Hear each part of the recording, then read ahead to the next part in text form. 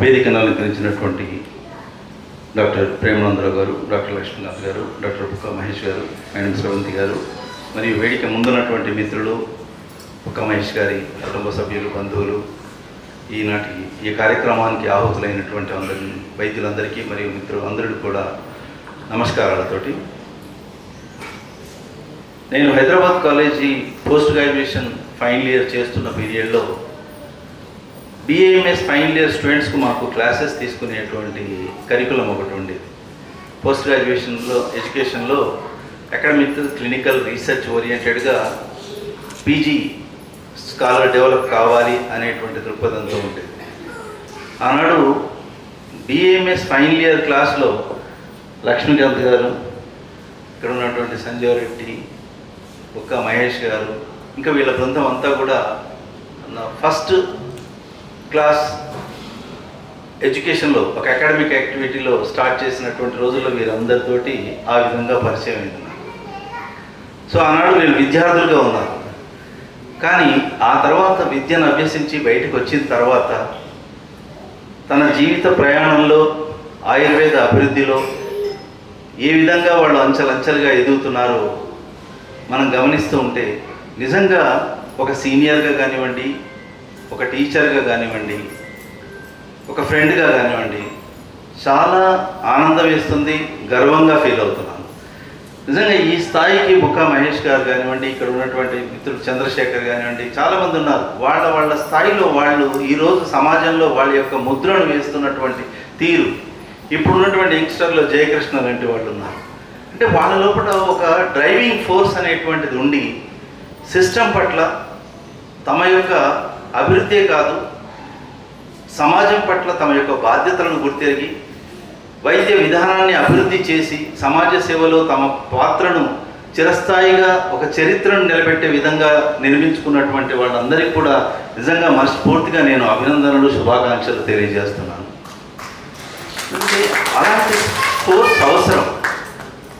మనం పూర్వకాలంలో చూసేవాళ్ళం, ఆయుర్వేద వైద్యులు వాళ్ళు ప్రాక్టీస్ చేయడమే కాదు, మందులు కూడా స్వయంగా వాళ్ళే తయారు చేసుకునేటువంటి వాళ్ళు. ఎందుకు అనంటే వైద్యంలో ఒక నమ్మకం మీద వైద్యం నడుస్తుంది. ఈరోజు వైద్యం ఫార్మసీ వాళ్ళ మీద నమ్మకంతో నడుస్తుంది. ఎన్ని ఫార్మసీ కంపెనీలు చిత్తశుద్ధితోటి సమాజం మేలు కోరి, మానవాళి మేలు కోరి అందులో వేయాల్సినటువంటి ఇంగ్రీడియంట్స్ కానివ్వండి, వాటి యొక్క ప్రాసెస్ను కానివ్వండి, వాటిలో ఉండేటువంటి ఒక ఎఫిషియన్సీని ఎస్టాబ్లిష్ చేసేటువంటి విధంగా ఎన్ని ఫార్మసీలు చేస్తున్నాయి అనేటువంటిది ఒక్కొక్కసారి ప్రశ్నార్థకంగా అనిపిస్తుంది. కానీ మనిషికి ఎప్పుడు ఒక వైద్యుడికి గుర్తింపు వస్తుందంటే తను తయారు చేసేటువంటి మందును తానే స్వయంగా ప్రాక్టీస్లో చేసినప్పుడు తనకు రెండింతల ఆత్మవిశ్వాసం పెరుగుతుంది. సో అలాంటి ప్రయత్నం ఈ రోజుల్లో చేయడం అనేటువంటిది చాలా ఎక్కడో ఒకరు, వెయ్యిలలో ఒకరు కనిపిస్తారు అలా ప్రాక్టీస్ చేసేవాళ్ళు. అలాంటి వాళ్ళల్లో బుక్క మహేష్ గారు ఈరోజు మనకు ఈ సమకాలీన సమాజంలో మన ముందు కనిపిస్తున్నటువంటి వ్యక్తి.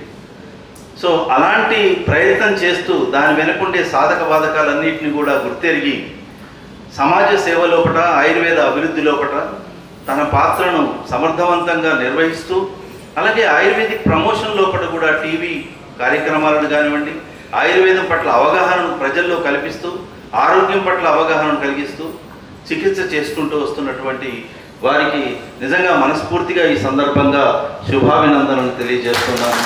వారు ఈ యజ్ఞంలో ఇంకా ముందు సమాజ సేవలో కానివ్వండి, వారి మనసులో ఏదైతే సమాజంలో నేను ఏ విధమైనటువంటి మార్పును సిస్టంలో తేవాలనుకుంటున్నాను, సమాజంలో తేవాలనుకుంటున్నాను అనేటువంటి లక్ష్యాలు ఏమైనా నిర్దేశించుకుంటే అవన్నీ కూడా భగవాన్ ధన్వంతరి వారికి సఫలీకృతం చేయాలని చెప్పి కూడా మనస్ఫూర్తిగా కోరుకుంటున్నాను.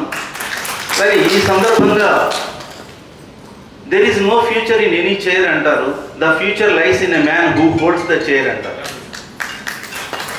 సో ఈరోజు ఫార్మసీకి ఒక చైర్పర్సన్గా నిలబడి ఒక డిఫెన్స్ నుంచి వచ్చి, అంటే ఒక క్రమశిక్షణతో వచ్చి, అలాంటి వాళ్ళ యొక్క మైండ్ సెట్ అలా ఉంటుందో మనకు తెలుసు. అంటే వాళ్ళు ఎంత నిబద్ధతతోటి ఫార్ములేషన్స్ని తయారు చేస్తారు అనేటువంటి దానికి అదొక నిదర్శనం.